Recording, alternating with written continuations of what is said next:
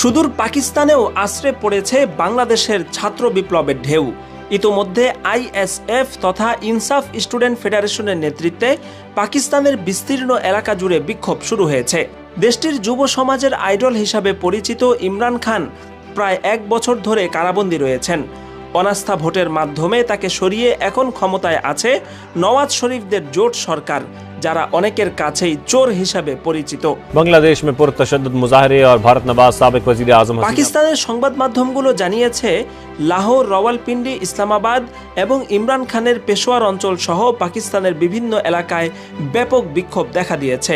লক্ষণীয় বিষয় হচ্ছে এসব বিক্ষোভের অনুপ্রেরণা এসেছে বাংলাদেশ থেকে। বিক্ষোভে যোগ দেওয়া অনেকেই জানিয়েছেন বাংলাদেশের ছাত্র জনতার বিপ্লব দেখেই তারা রাজপথে নামার সিদ্ধান্ত নিয়েছেন। কারণ শেখ হাসিনার মতো মহাশক্তিধর স্বৈর শাসককে যদি বাংলাদেশের ছাত্র জনতা মাত্র কয়েকদিনের আন্দোলনে বিতাড়িত করতে পারে, তাহলে পাকিস্তানে কেন সম্ভব নয়? বরং বাংলাদেশে শেখ হাসিনা সরকার যতটা শক্তিশালী ছিল, সে তুলনায় পাকিস্তানের বর্তমান জোট সরকার একেবারেই নড়বড়ে অবস্থায় রয়েছে। শক্ত একটি আন্দোলন দানা বেঁধে উঠলে এদেরকে ক্ষমতা থেকে বিতাড়িত করা সময়ের ব্যাপার মাত্র।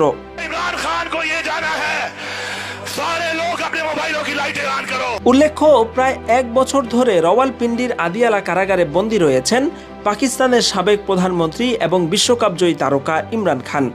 প্রথমে অনাস্থা ভোটের মাধ্যমে তাকে ক্ষমতা থেকে অপসারণ করা হয়। এরপর বিভিন্ন মামলা দিয়ে হঠাৎ করে ফিল্মি স্টাইলে তাকে আটক করা হয়। বর্তমানে তিনি রাওয়ালপিন্ডির আদিয়ালা কারাগারে বন্দী রয়েছেন। তার মুক্তির আন্দোলন যখন ধীরে ধীরে স্তিমিত হয়ে এসেছিল, এর মধ্যেই বাংলাদেশের ছাত্র জনতার বিপ্লব দেখে নতুন করে আশায় বুক বাঁধতে শুরু করেছেন পাকিস্তান জুড়ে ছড়িয়ে থাকা ইমরান খানের কোটি কোটি ভক্ত অনুসারী।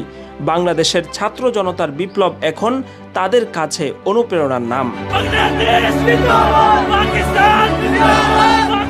এদিকে শেখ হাসিনার পতনে করাচির বাঙালি অধ্যুষিত ইব্রাহিম হায়দারি এলাকায় উৎসব মুখর পরিবেশ বিরাজ করছে।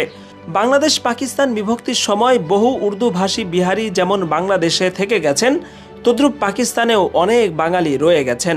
ঢাকা থেকেও অনেক বাঙালি বিভিন্ন কারণে পাকিস্তান চলে গিয়েছেন। তাদের একটি অংশ দীর্ঘ সময় ধরেই করাচির ইব্রাহিম হায়দারি এলাকায় বসবাস করছেন। চলতি 5 আগস্ট শেখ হাসিনার পতনের পর থেকেই এখানকার বাংলাভাষী বাসিন্দারা আনন্দে মেতে উঠেছেন। বাংলাভাষী এসব মানুষ জানিয়েছেন 50 বছর ধরে পাকিস্তানে বসবাস করলেও তাদের শেকড় যেহেতু বাংলাদেশে, সে কারণে এদেশের মানুষের এই বিজয় তাদেরকেও গভীরভাবে স্পর্শ করেছে। সব মিলিয়ে বাংলাদেশের ছাত্র জনতার বিপ্লব এখন বাংলাদেশের মধ্যে সীমাবদ্ধ নেই। এই বিপ্লব এখন পাকিস্তান সহ বহু দেশের মুক্তিকামী জনতার অনুপ্রেরণায় পরিণত হয়েছে।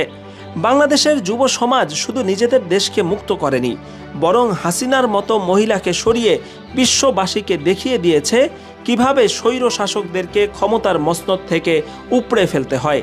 এ কারণেই পাকিস্তানের অনুপ্রেরণা এখন বাংলাদেশ। শাকিল আনোয়ার, আন্তর্জাতিক ডেস্ক, MBA টাইমস।